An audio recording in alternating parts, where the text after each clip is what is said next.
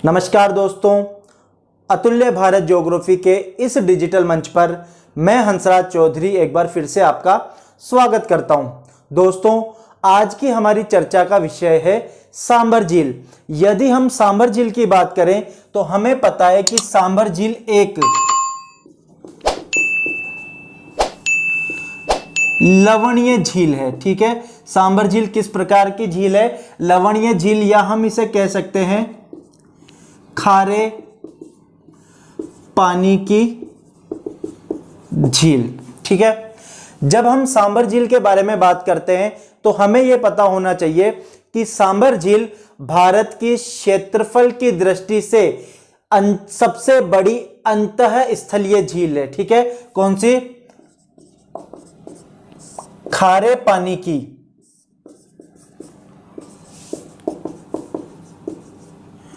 क्षेत्रफल की दृष्टि से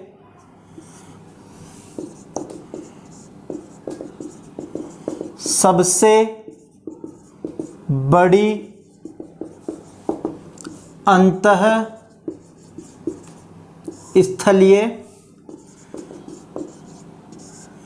झील है। ठीक है, अंतःस्थलीय से तात्पर्य होता है जो चारों ओर से स्थलीय भाग से घिरी हुई हो, स्थल भाग के जो अंदर स्थित हो। अब इस प्रश्न में क्या होता है, कई बार हम कंफ्यूज हो जाते हैं, तो आप लोगों को कंफ्यूज नहीं होना है।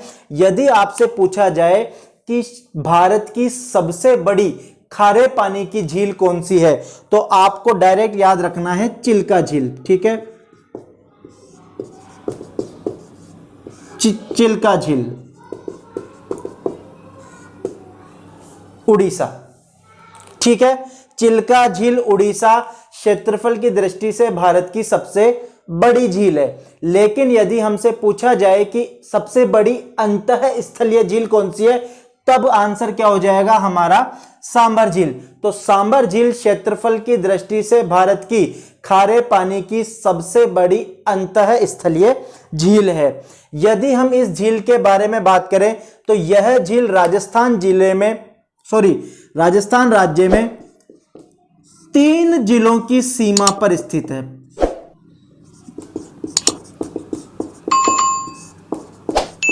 कहां पर स्थित है? 3 जिलों की सीमा पर स्थित है। कौन कौन से?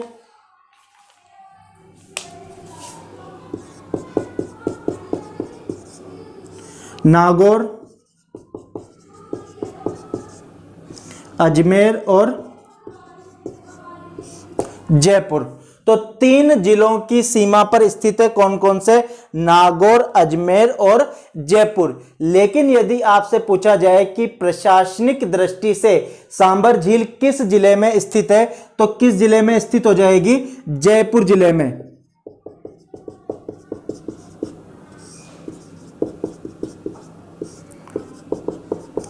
प्रशासनिक दृष्टि से किस जिले में स्थित हो जाएगी?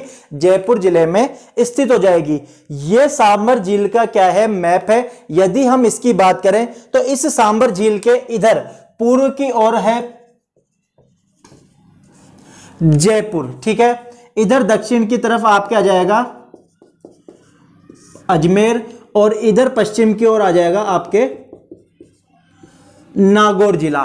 तो यह राजस्थान में 3 जिलों की सीमा पर स्थित है। कौन कौन से? नागौर, अजमेर और जयपुर। इधर देखिए पश्चिम की ओर नागौर की सीमा है, इधर दक्षिण की ओर आपके अजमेर जिला आ जाता है, और इधर पूर्व की ओर आपके क्या आ जाएगा? जयपुर जिला आ जाता है। लेकिन यदि हम प्रशासनिक दृष्टि से देखें तो प्रशासनिक दृष्टि से सांबर झील किस जिले में स्थित है? जयपुर जिले में स्थित है। यदि हम इसके अक्षांशीय और देशांतरीय विस्तार की बात करें कि कितने अक्षांश और देशांतरों में यह स्थित है,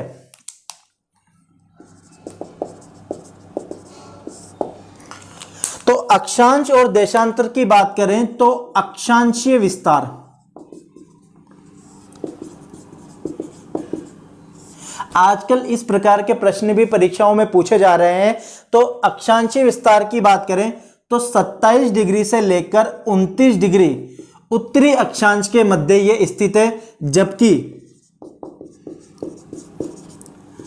देशांतरीय विस्तार की बात करें तो 74 डिग्री पूर्वी देशांतर से लेकर 75 डिग्री पूर्वी देशांतर के मध्य है। हमें यह पता है कि अक्षांश रेखाएं क्या होती है, ग्लोब पर पश्चिम से पूर्व की ओर खींची जाने वाली काल्पनिक रेखाओं को अक्षांश रेखाएं कहा जाता है, और उत्तर से लेकर दक्षिण की ओर जो काल्पनिक रेखाएं खींची जाती है उन्हें क्या कहा जाता है, देशांतर रेखाएं कहा जाता है। तो यदि हम देखें तो इधर जहां से ये चालू होती है 27 डिग्री उत्तरी अक्षांश रेखा, ऊपर 28, और इधर की तरफ आपके आ जाएगी 29 डिग्री उत्तरी अक्षांश रेखा, और पश्चिम में इधर की ओर आ जाएगी आपके 74 डिग्री पूर्वी देशांतर से लेकर इधर की ओर आ जाएगी आपके 75 डिग्री पूर्वी देशांतर।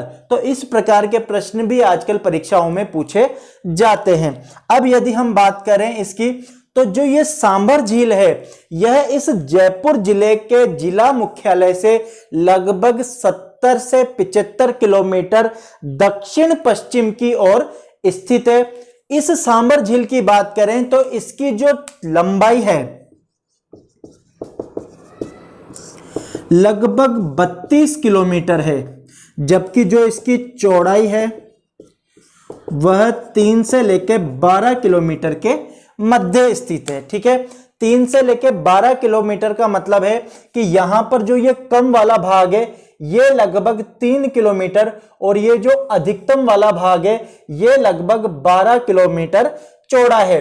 जबकि यदि हम इसकी लंबाई की बात करें तो ये जो लंबाई आती है टोटल ये लगभग 32 किलोमीटर आती है। ठीक है, तो ध्यान दे लीजिएगा, यदि परीक्षा में पूछा जाए तो हमें पता होना चाहिए कि ये इसकी जो लंबाई है वो कितनी है, लगभग 32 किलोमीटर है, और चौड़ाई कितनी है, लगभग 3 से 12 किलोमीटर है।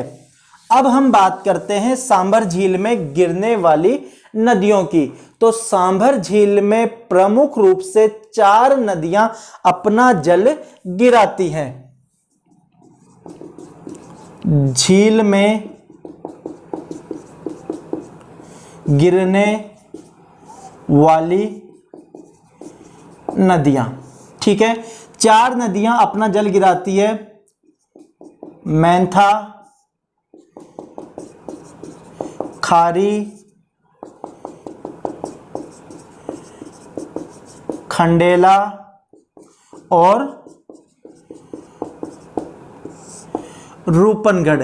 ये 4 नदियां सांभर झील में अपना जल गिराती है, और कई बार ये प्रतियोगी परीक्षाओं में प्रश्न पूछा गया है। और किस प्रकार से ये प्रश्न पूछा जाता है कि निम्नलिखित में से कौन सी नदी सांभर झील में नहीं गिरती है, या फिर निम्नलिखित में से कौन सी नदी सांभर झील में गिरती है। तो आपको ये चारों नदियों के नाम याद होने चाहिए, तभी हम बता सकते हैं कि कौन सी नदी सांभर झील में गिरती है और कौन सी नदी सांभर झील में नहीं गिरती है। तो 4 नदियां सांभर झील में अपना जल गिराती हैं। कौन कौन सी? मैंथा, खारी, खंडेला तथा रूपनगढ़। ठीक है, अब हम इसके थोड़े ऐतिहासिक तथ्यों की बात करें तो ऐतिहासिक तथ्यों की दृष्टि से इस सांभर झील का निर्माण चौहान वंश के संस्थापक वासुदेव के द्वारा करवाया गया। और यह कहां पर लिखा हुआ है? तो बिजोलिया शिलालेख, बिजोलिया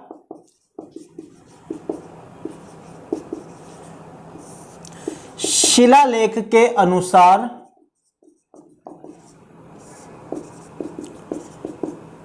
इसका निर्माण किसने करवाया? चौहान वंश के संस्थापक वासुदेव के द्वारा करवाया गया। ठीक है, अब एक चीज ध्यान दीजिएगा कि सांभर झील भारत का सबसे बड़ा नमक उत्पादक क्षेत्र है, अंतःस्थलीय। ठीक है, भारत में सर्वाधिक नमक का उत्पादन करने वाला अंतःस्थलीय केंद्र है, और राजस्थान में सर्वाधिक नमक उत्पादन करने वाला केंद्र है। तो ये क्या है,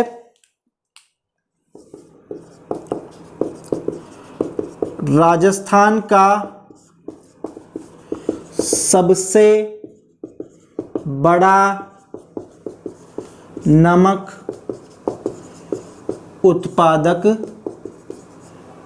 केंद्र, राजस्थान का सबसे बड़ा नमक उत्पादक केंद्र तथा भारत का ही नहीं अपितु आप तो याद रखिए एशिया का, पूरे एशिया का नमक उत्पादक का सबसे बड़ा अंतःस्थलीय, बस ये शब्द ध्यान दीजिएगा, कौन सा केंद्र है ये, अंतःस्थलीय केंद्र।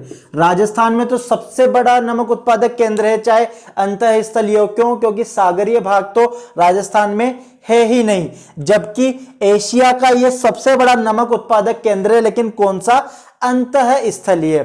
ठीक है, तो यहां पर क्या होता है, भारत के कुल नमक उत्पादन का लगभग 8.7% उत्पादन किया जाता है। और यह प्रश्न भी परीक्षा में पूछा गया है कि यहां पर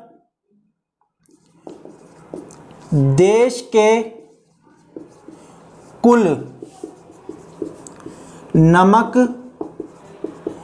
उत्पादन का लगभग 8.7% उत्पादित किया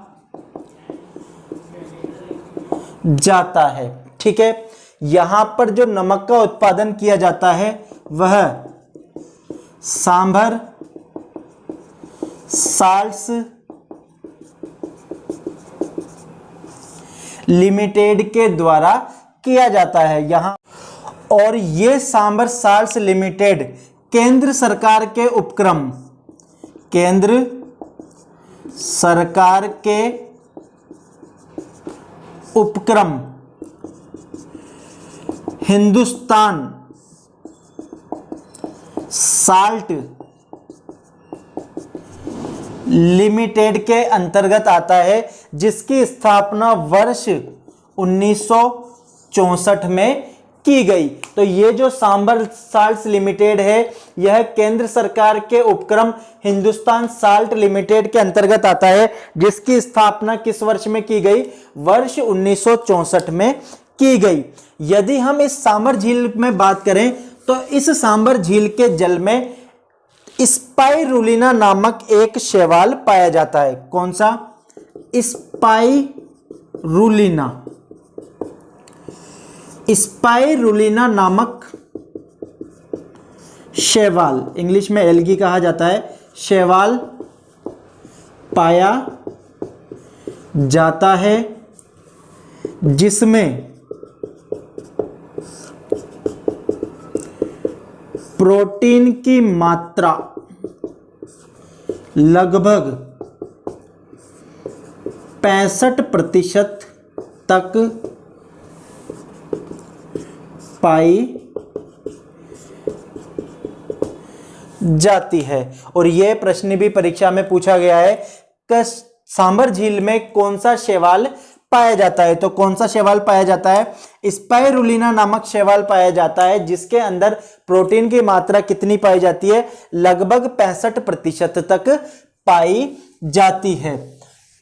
सांभर झील तथा केवलादेव राष्ट्रीय उद्यान को क्या घोषित किया गया है, रामसर साइट घोषित किया गया है। राजस्थान में 2 ही रामसर साइट है, रामसर साइट, या हिंदी में इसको कह सकते हैं रामसर स्थल। कौन कौन से, पहला है सांभर झील और दूसरा कौन सा है, केवलादेव राष्ट्रीय उद्यान। ठीक है, वर्ष 1990 में सांभर झील को क्या घोषित किया गया? रामसर स्थल घोषित किया गया। रामसर स्थल क्या होते हैं? विशेष दलदलीय परिस्थितियों वाले क्या होते हैं? क्षेत्र होते हैं जहां पर विशेष प्रकार के जीव जंतु तथा वनस्पतियां पाई जाती है। ईरान के रामसर नामक स्थल पर एक वैश्विक सम्मेलन हुआ जिसमें इन पारिस्थितिकीय विशेषताओं वाले स्थलों को संरक्षण करने का फैसला किया गया। तो राजस्थान में 2 स्थलों को रामसर स्थल घोषित किया गया है। कौन कौन से? सांभर झील तथा केवलादेव राष्ट्रीय उद्यान को। तो सांभर झील क्या है? एक रामसर स्थल या रामसर साइट के अंतर्गत आता है। इसके अलावा सांभर झील में आप ये देखिए, ये सांभर झील के हिस्से हैं। तो आप लोग ये सोच रहे होंगे कि ये अलग अलग क्यों बनाया गया है, इनको एक साथ क्यों नहीं बनाया गया है? तो यहां पर क्या है, नमक उत्पादन के लिए इनको अलग अलग साल्ट पेन, अलग अलग साल्ट पेन में विभाजित किया गया है। तो इनके क्या क्या नाम हैं, ये आपसे परीक्षा में पूछा जा सकता है कि कुछ नाम दे देंगे आपको कि ये किससे संबंधित है। तो एक बार देख लेते हैं अपन कि यहां पे कौन कौन से साल्ट पेन पाए जाते हैं। तो ये वाला जो हिस्सा है इसे कहा जाता है मां देवयानी साल्ट पेन। ठीक है, इसे क्या कहा जाता है? मां देवयानी साल्ट पेन कहा जाता है। और ये पूरा का पूरा हिस्सा यहां पे क्या कहलाता है? सांभर झील। पूरे हिस्से को तो क्या कहा जाता है? सांभर झील कहा जाता है। ये वाला हिस्सा कहलाता है मां देवयानी साल्ट पेन। इस वाले हिस्से को कहा जाता है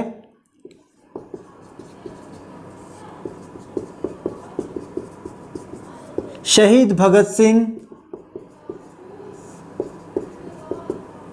साल्ट पेन। ठीक है, इसे क्या कहा जाता है? शहीद भगत सिंह साल्ट पेन। ये वाला हिस्सा कहलाता है डॉक्टर राम मनोहर लोहिया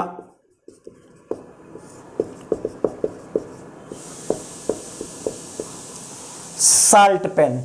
ठीक है, इसके अलावा अगर हम बात करें, ये वाला कहलाता है महाकवि तुलसीदास साल्ट पेन। ठीक है, इसके अलावा ये वाला हिस्सा कहलाता है कृष्ण भक्त मीराबाई साल्ट पेन। ठीक है,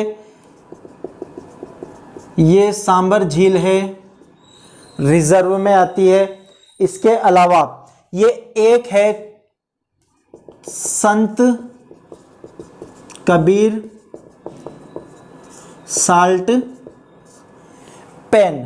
तो ये कुछ प्रमुख साल्ट पेन है। साल्ट पेन से तात्पर्य है नमक के क्षेत्र जहां पे क्या होता है, नमक का उत्पादन किया जाता है। तो कौन कौन से हैं यहां पर? मां देवयानी साल्ट पेन, ठीक है, शहीद भगत सिंह साल्ट पेन, कवि तुलसीदास के ऊपर है, डॉक्टर राम मनोहर लोहिया, कृष्ण भक्त मीराबाई साल्ट पेन हो गया, और संत कबीर साल्ट पेन हो गया।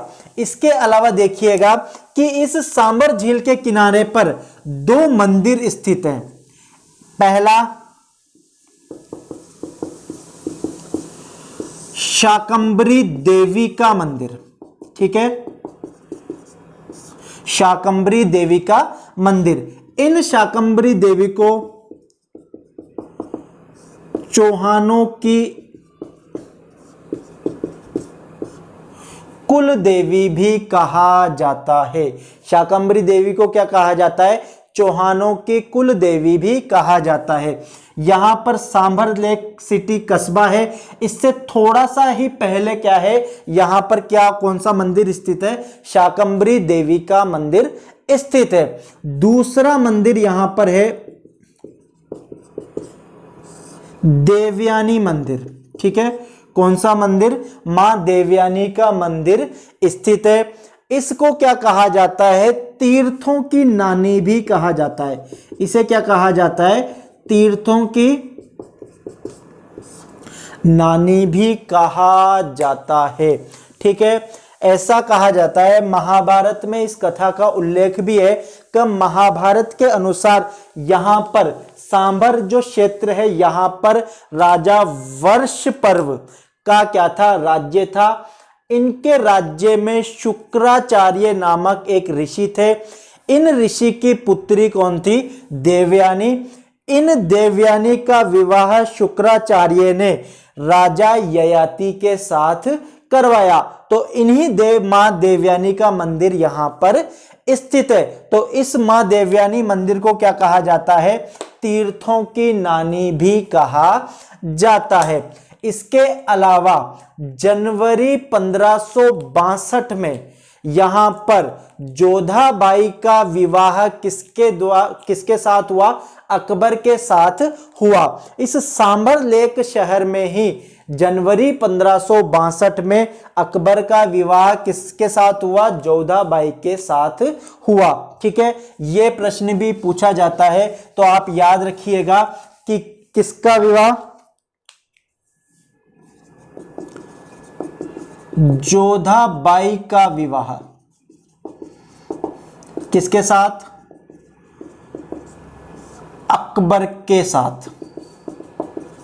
कब? जनवरी 1562 में यहां पर हुआ। इसके अलावा यहां पर दादू दयाल जी ने, ठीक है, दादू दयाल जी को राजस्थान का कबीर भी कहा जाता है। इन दादू दयाल जी ने अपना प्रथम उपदेश भी यहीं पर दिया। ठीक है ना, ये प्रश्न भी परीक्षाओं में पूछे जाते हैं। तो जोधाबाई तथा अकबर का विवाह कहां पे हुआ? सांभर लेक में हुआ। कब हुआ? जनवरी 1562 में हुआ। इसके अलावा दादू दयाल जी, जिन्हें राजस्थान का कबीर भी कहा जाता है, इन्होंने अपना प्रथम उपदेश भी यहीं पर दिया। सांभर झील में जो नमक का उत्पादन किया जाता है वो क्यार पद्धति के द्वारा किया जाता है। कौन सी पद्धति के द्वारा? क्यार पद्धति के द्वारा किया जाता है। और किस प्रकार से किया जाता है कि सांभर झील की जो जल है, इसके नीचे जो चट्टाने हैं वो कैसी है? लवणीय है। ठीक है, ये कैसी चट्टाने हैं? लवणीय है। तो अब क्या किया जाता है? यहां पर अलग अलग क्यारियां बना दी जाती हैं। इन क्यारियों का जो जल है उसको क्या कर दिया जाता है? हटा दिया जाता है। तो चट्टानों में जो नीचे की ओर लवण है, जो सोडियम क्लोराइड है, वो वाष्पीकरण की प्रक्रिया के द्वारा क्या आ जाता है? ऊपर की ओर आ जाता है। और उन्हें फिर क्या कर लिया जाता है? इकट्ठा कर लिया जाता है। तो सांभर झील में नमक का उत्पादन किस पद्धति के द्वारा किया जाता है? तो क्यार पद्धति के द्वारा यहां पर किया जाता है। इसके अलावा एक फैक्ट और आपको ध्यान रखना है कि यहां पर गुजरात का राज्य पक्षी, गुजरात का राज्य पक्षी कौन सा है? राजहंस। तथा विरह का प्रतीक, विरह का प्रतीक कौन सा है आपके? कुर्जा पक्षी। ठीक है, विरह का प्रतीक कुर्जा पक्षी इस झील के किनारे विचरण करने आते हैं। तो कौन कौन से? गुजरात का राज्य पक्षी राजहंस तथा विरह का प्रतीक कुर्जा पक्षी इस झील के किनारे पर क्या करने आते हैं? विचरण करने आते हैं। इसी झील के किनारे पर एक मस्जिद स्थित है। कौन सी?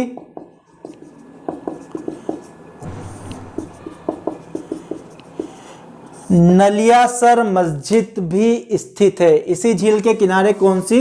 नलियासर मस्जिद भी स्थित है।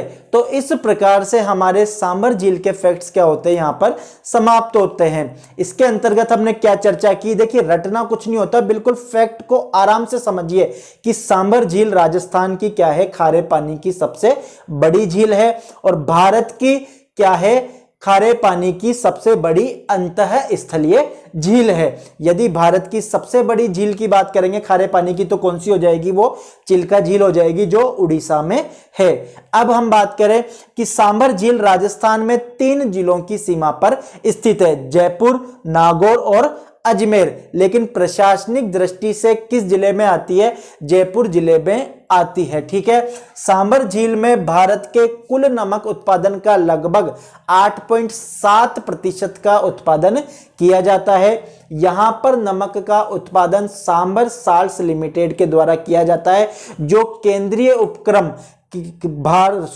हिंदुस्तान साल्ट लिमिटेड का ही क्या है, उपक्रम है, जिसकी स्थापना वर्ष 1964 में की गई थी। यहां पर स्पाइरुलिना नामक एक शैवाल पाया जाता है, जिसमें प्रोटीन की मात्रा लगभग 65% तक पाई जाती है। इस झील में 4 नदियां अपना जल गिराती है, कौन कौन सी, मैंथा, खारी, खंडेला तथा रूपनगढ़। इसी झील के किनारे पर माता देवयानी का मंदिर स्थित है तथा शाकंभरी देवी का मंदिर भी स्थित है। शाकंभरी देवी चौहानों की कुल देवी हैं, जबकि माता देवयानी को क्या कहा जाता है, जो मंदिर है, इसे 5 तीर्थों की नानी भी कहा जाता है। इसके अलावा यहां पर नलियासर मस्जिद स्थित है, और ये कुछ साल्ट पेन हैं जिनको हमने आपको ये मैप के द्वारा समझाया, इसको आप याद रख लीजिएगा। यहां पर गुजरात का राज्य पक्षी राजहंस और विरह का प्रतीक कुर्जा पक्षी भी विचरण करने के लिए आते हैं। इसी झील के किनारे पर जनवरी 1562 में अकबर का विवाह जयपुर की राजकुमारी जोधाबाई के साथ हुआ। तो इस प्रकार से ये आपके सांभर झील है। उम्मीद करते हैं हमारे द्वारा दी गई जानकारी आपके लिए लाभकारी सिद्ध होगी। अगली कक्षा में किसी नए टॉपिक के साथ आपके समक्ष फिर से प्रस्तुत होंगे। तब तक के लिए धन्यवाद।